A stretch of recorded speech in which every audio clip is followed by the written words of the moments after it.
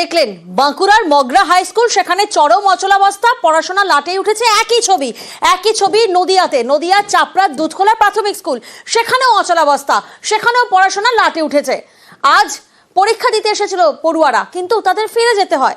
কি কারণে, কেন এখানকার পড়াশোনা লাটে উঠেছে? আমাদের প্রতিনিধি সমীর এই মুহূর্তে আমাদের সঙ্গে রয়েছেন, সরাসরি সমীরের কাছে যাব। সমীর, কেন এই অচলাবস্থা, কেন পড়াশোনা লাটে উঠেছে?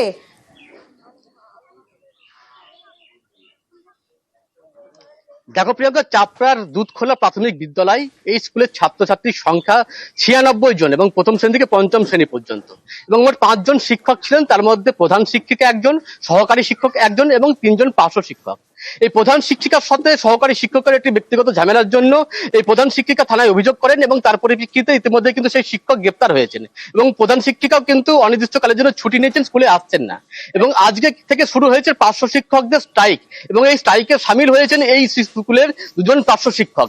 মাত্র 1 জন পার্শ্ব শিক্ষক স্কুলে এসেছেন, বাদ বাকি 2 জন আসেননি।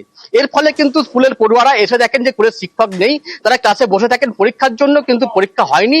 বাধ্য হয়ে বেশ কয়েকজন পড়ুয়া তারা বাড়ি ফিরে যান, তার অভিভাবকরা তাদের বাড়ি ফিরিয়ে নিয়ে যান, এবং বেশ কিছু পড়ুয়া তারা কিন্তু পরীক্ষা দেওয়ার জন্য ক্লাসরুমে বসেছিলেন, কিন্তু কোনো শিক্ষক যায়নি। তো এই অচলাবস্থাটা তৈরি হয়েছে। সঙ্গে থাকো, অভিভাবকরা এবং পড়ুয়ারা কি বলছেন একবার শোনা যাক। 2 জন স্থায়ী শিক্ষক আর 3 জন প্যারা টিচার ছিল।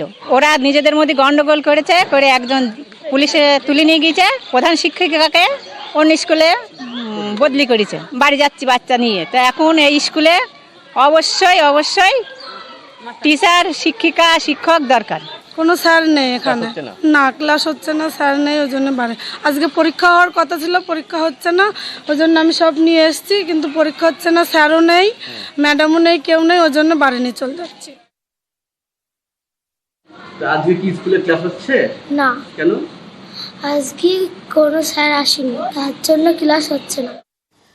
সমীর, এখানে একটা প্রশ্ন উঠছে যে এই যে অচলাবস্থা, এই অচলাবস্থা কেন সৃষ্টি হলো? অর্থাৎ একজন গ্রেফতার, আবার একজন স্কুলে আসছেন না, প্রধান শিক্ষক তিনি স্কুলে আসছেন না, এরকম একটা পরিস্থিতি কেন হলো এই স্কুলে?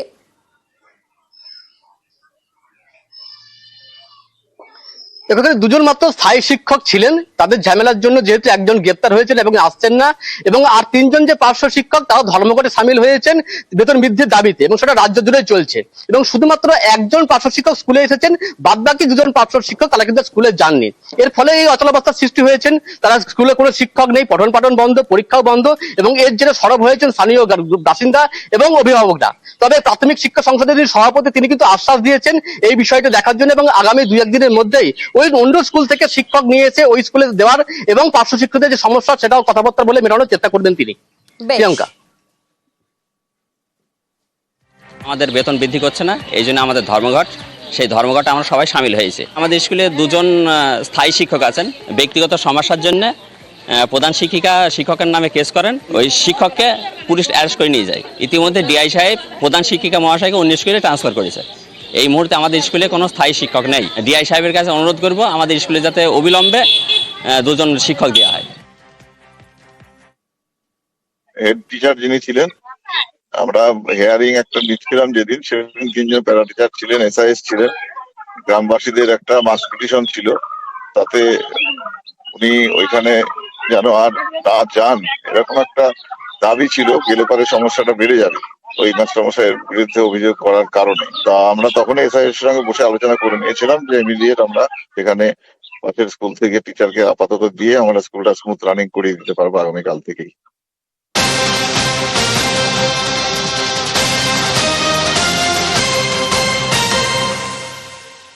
আর এই মুহূর্তে আমরা নজর রেখেছি শিলিগুড়ির দিকে, সেখানে বিক্ষোভ, এবিভিপির সঙ্গে ধস্তাধস্তি পুলিশের যে ছবি এই মুহূর্তে আপনারা দেখছেন শিলিগুড়ি, সেখানে বিক্ষোভ দেখাচ্ছেন এবিভিপি কর্মীরা, যেখানে পুলিশের সঙ্গে ধস্তাধস্তি।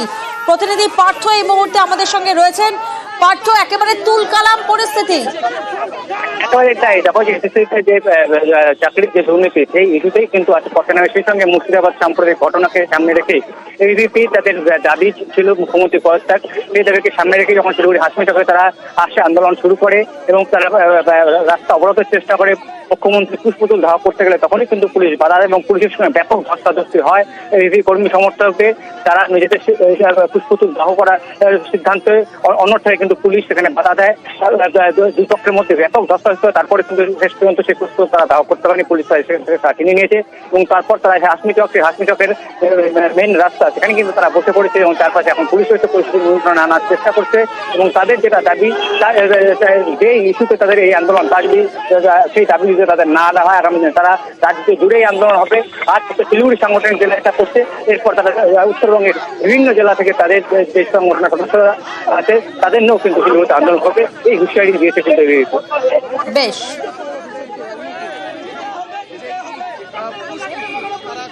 বিদ্যার্থী পরিষদ আজকে রাস্তায় নেমেছে। আমার নাম দীপ্ত দে, রাজ্য সম্পাদক ABVP. We demand justice, we demand, we demand, we demand, we demand.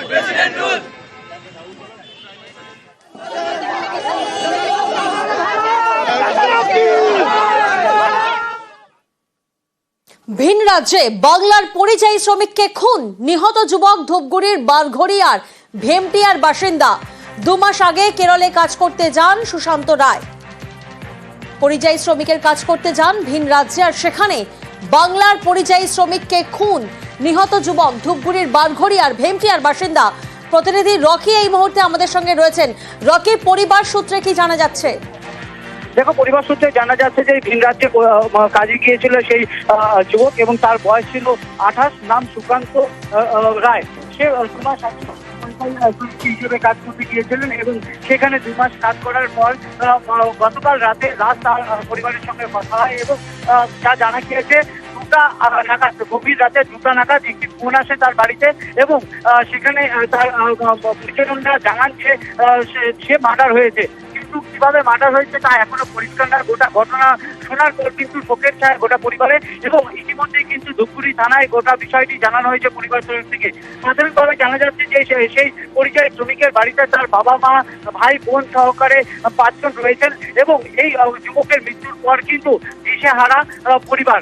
বারবার অভিযোগ উঠছে, যেটা বারবার পরিযায়ী শ্রমিকরা ভিন রাজ্যে গিয়ে নিহত হচ্ছে, এতে কিন্তু প্রশ্নের মুখে পড়ছে সেই এলাকারই প্রশাসনের ভূমিকা নিয়ে। কারণ যখন পেটের তাগিদে রকি, ছেলে যে খুন হয়েছেন তার পরিবার, তার বাবা কি করে জানতে পারলেন? গতকাল রাতে 2টো নাগাদ যখন একটি ফোন আসছে সে সময় কিন্তু পরিবার তরফ থেকে জানানো হয়েছিল সেখানে যে কাজ করতেন তার এক জামাইবাবু তার সঙ্গে ছিলেন এবং তিনি জানান যে সেই যে ঘরে ছিলেন সেই ঘর থেকে রাতের বেলা শব্দ পাওয়া যাচ্ছিল, চিৎকার চেঁচামেচির শব্দ শোনা যাচ্ছিল। এরপর তিনি যখন গিয়ে দেখেন সেই ছেলে কিন্তু মৃত্যু হয়েছিল। প্রাথমিকভাবে যেটা জানানো হয়েছে যে ধারালো অস্ত্র ব্যবহার করা হয়েছিল তাকে মারার জন্য। ইতিমধ্যেই কিন্তু একজনকে গ্রেফতার করা হয়েছে বলে পরিবার সূত্রে জানানো হয়েছে। অর্থাৎ রকি, যিনি জানিয়েছেন, ফোনে যিনি জানিয়েছেন, তিনি আর এই শ্রমিক কি একসঙ্গেই থাকতেন? হ্যাঁ, সম্পর্কে কিন্তু একে অপরের আত্মীয় হয়। যিনি ফোন করে জানিয়েছেন তিনি কিন্তু তার জামাইবাবু হন এবং দুজনেই কিন্তু পরিযায়ী শ্রমিক হিসেবে কাজ করতে গিয়েছিলেন। আর যাকে গ্রেফতার করা হয়েছে রকি, তার পরিচয় কি? দেখো, এখনো কিন্তু সেই অভিযুক্তের নাম জানা যায়নি, যাকে আটক করা হয়েছে জিজ্ঞাসাবাদের জন্য। যেটা জানা গিয়েছে এই ঘটনার পরে কিন্তু সেই একজনকে যারা একসাথে কাজ করতেন তাদেরকে গ্রেফতার করা হয়েছে এবং জিজ্ঞাসাবাদ করা হচ্ছে। গোটা ঘটনায় কিন্তু এখন গোটা এলাকায় শোকের ছায়া নেমে এসেছে। থানার তরফ থেকে কিন্তু তদন্ত শুরু করা হয়েছে। কে ফোন করলো আপনাকে? জামাই ফোন করে কি বললো? ছুরিতে মারিছে, মারার পরে হসপিটাল নিয়ে গেছে, মারা গেছে। কে মারলো কিছু জানতে পেরেছেন? না, কিছু জানতে পারিনি। কতদিন আগে কাজে গিয়েছিল আপনার ছেলে? 2 মাস। কি কাজ করতো? রড বার্নিং এর কাজ।